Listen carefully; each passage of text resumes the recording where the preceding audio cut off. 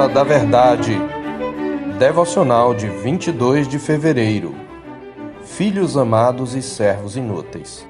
Qual de vós, tendo um servo ocupado na lavoura ou em guardar o gado, lhe dirá quando ele voltar do campo: vem já e põe-te à mesa? E que antes não lhe diga: prepara-me a ceia, cinge-te e serve-me, enquanto eu como e bebo. Depois comerás tu e beberás. Porventura terá de agradecer ao servo porque este fez o que lhe havia ordenado?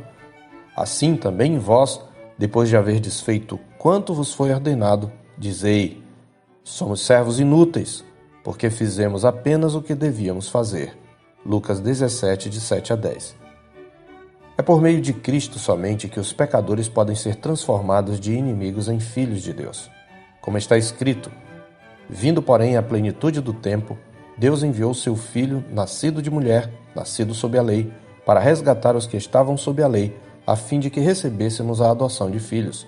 E porque vós sois filhos, enviou Deus ao nosso coração o Espírito de seu Filho que clama: Abba, Pai. De sorte que já não és escravo, porém filho, e sendo filho, também herdeiro por Deus. Gálatas 4, de 4 a 7. Deus é um Pai bondoso. Jamais nega boas dádivas a seus filhos, embora seu conceito de boas dádivas seja diferente do nosso. Como Pai, Deus sempre está disposto a nos proteger quando estamos em perigo, a nos consolar quando estamos desanimados, a nos perdoar quando pecamos e sinceramente nos arrependemos. Jesus é um Senhor misericordioso. Sem dúvida é um privilégio servi-lo. Ele é o único Senhor a ter dado a vida pelos seus servos. Na verdade, seus servos são por ele tratados como amigos íntimos, como ele fala aos discípulos em João 15, de 13 a 15. É verdade ainda que o Espírito Santo é o divino Consolador que veio para nos assistir em nossas fraquezas. Mas não devemos confundir as coisas. Todas estas verdades sobre Deus Pai, Filho e Espírito Santo não anulam um fato igualmente importante. Filhos não é a única palavra que nos define em nossa relação com Deus. Nós somos também servos de Deus, e não o contrário. Na verdade, Jesus nos diz que é quando obedecemos que nos tornamos amigos dele, em João 15, 14. Só desfrutamos da realidade da salvação quando declaramos Senhor Jesus, como está escrito em Romanos 10, verso 9. E só somos comprovados como filhos na medida em que somos guiados pelo Espírito de Deus, conforme Romanos 8, 14. Isto quer dizer que o status de filhos e a posição de servos não são incompatíveis nem excludentes, antes são complementares e interdependentes. Ou seja, nós só experimentamos a liberdade de filhos na proporção em que servimos, até porque o filho deve obediência ao pai. Não nos esqueçamos, portanto, somos servos. E como tais devemos lembrar de algumas verdades sobre nossa posição que nos são ensinadas no texto da nossa meditação.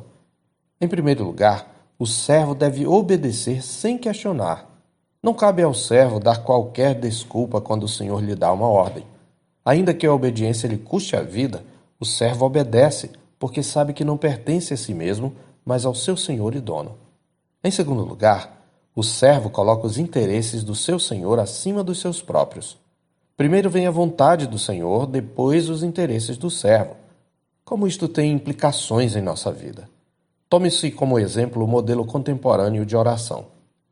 Eu quero a minha bênção, eu determino isto, eu exijo aquilo.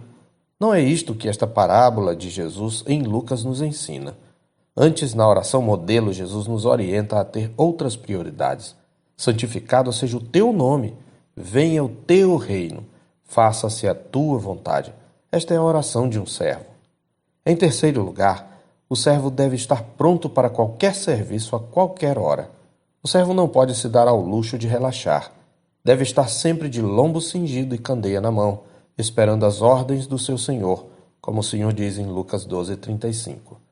Esta verdade vai de encontro à compartimentalização da vida em atividades sagradas e atividades seculares, ou serviço para o Senhor e serviço para a minha vida. Pois se sou um servo, quando estou no meu trabalho devo estar tão disponível ao Senhor quanto estou na igreja. Finalmente, devemos nos lembrar de que o servo não tem méritos. Quando obedece, nada mais está fazendo do que o seu dever. Este é o verdadeiro sentido de inúteis no nosso texto, nos versos 9 e 10. Conforme observa Kenneth Bailey, em sua obra Parábolas de Lucas, A melhor tradução seria: somos servos a quem não se deve nada, isto é, nosso melhor serviço não nos dá direitos sobre Deus. Por isso devemos servi-lo não por causa da recompensa, mas sobretudo porque Ele é o Senhor. O que Ele já fez graciosamente por nós através do sangue da sua cruz deveria nos deixar mais do que satisfeitos. Quando entendermos de coração que não merecemos nada do Senhor e que, ao obedecê-lo, nada mais estamos fazendo do que o nosso dever, então, embora Senhor, Ele nos tratará como amigos. Como convidados de honra, Ele nos dará lugar à mesa. Mas, quando chegar o dia da sua vinda, os verdadeiros servos se surpreenderão com o tratamento recebido, porque tudo o que fizeram foi motivado pelo desejo de agradar o seu Senhor. Eles dirão: recompensa? Nada merecemos de tudo o que o Senhor nos tem dado. Somos apenas servos inúteis. Eu sou o pastor Marcos Augusto, pastor da Terceira Igreja Presbiteriana de Boa Vista, em Roraima. Tenha um bom dia na paz do Senhor Jesus.